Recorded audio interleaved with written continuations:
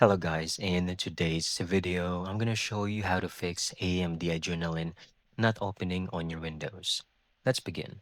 First, I want you to go to your Windows Start menu and then type in run, click this, percentage local app data percentage, hit enter or press on OK.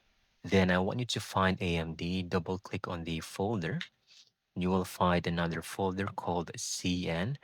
So just simply delete or click on the trash icon. Once done, I want you to go to your task manager. You can press Control Shift key. And if you find anything like AMD Adrenalin Software, I want you to right click on it and click on End Task. Once done, most likely this issue has been resolved for most users out there.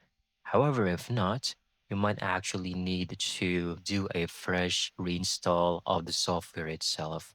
But that's it. That's how you can easily get this done. Thank you so much for watching. I hope you found this video very helpful.